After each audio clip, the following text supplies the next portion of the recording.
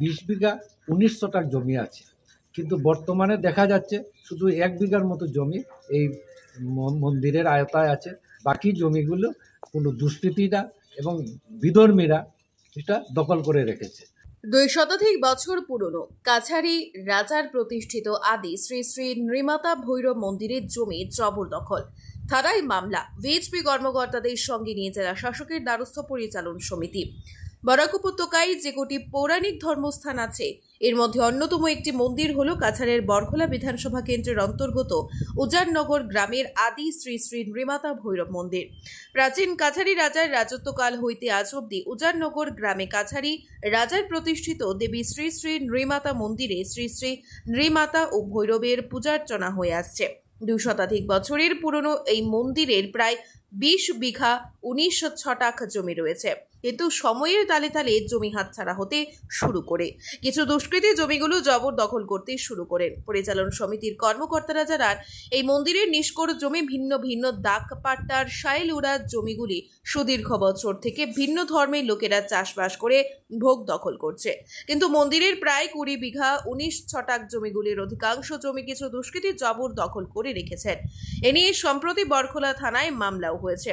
পরবর্তী সময়ে বিশ্ব হিন্দু পরিষদের দ্বারস্থ হলে পরিষদের কর্মকর্তাদের সঙ্গে নিয়ে বিষয়টি নিয়ে কাছাড়ি জেলা শাসকের কাছে তারা প্রাচীন কাছাড়ি রাজার প্রতিষ্ঠিত শ্রী শ্রী নৃমাতা মন্দির ও ভৈরব মন্দিরের নিষ্কর শাইলুড়া জমিগুলিকে সীমা নির্ধারণ করে দেওয়ার জন্য লিখিতভাবে আবেদন জানান। জমি পুনরুদ্ধারের জন্য তারা মুখ্যমন্ত্রীর দৃষ্টি আকর্ষণ করেছেন। ব্যুরো রিপোর্ট, আজকের বরাক। LIC जिंदगी के साथ भी जिंदगी के बाद भी।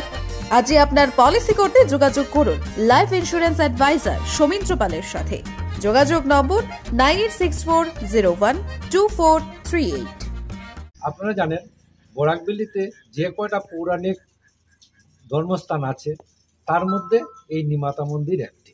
এটা কাছারি রাজার আমলে এটা স্থাপনা হয়েছিল, এবং এখন যে সমস্যাটা, এই সমস্যাটা হলো এই মন্দিরের প্রায় 20 বিঘা 19 শতক জমি আছে, কিন্তু বর্তমানে দেখা যাচ্ছে শুধু 1 বিঘার মতো জমি এই মন্দিরের আয়তায় আছে।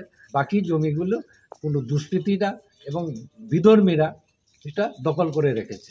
ভেরি রিসেন্টলি মন্দিরের ঠিক সামনে একটা পার্মানেন্ট ঘর তৈরি করার চেষ্টা করেছিল।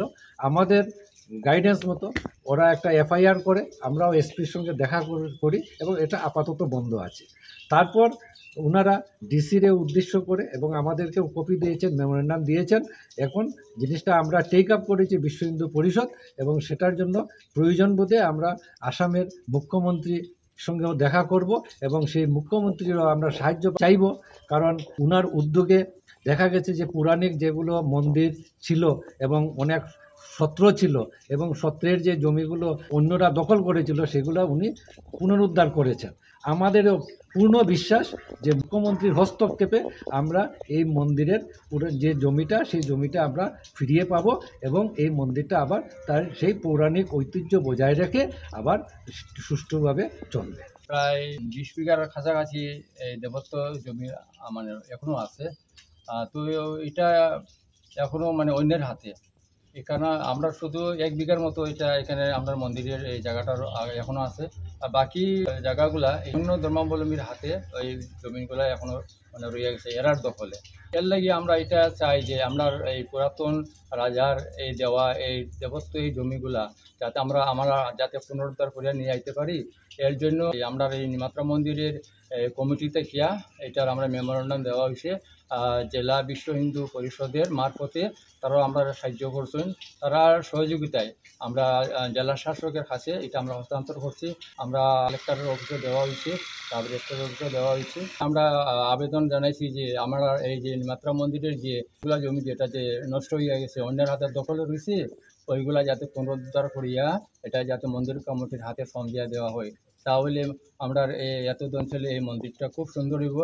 আর আমরা হিন্দু ধর্মাবলম্বীর জনসাধারণ একটা বিরাট একটা উপকার হবে, এটা আমি মনে করি।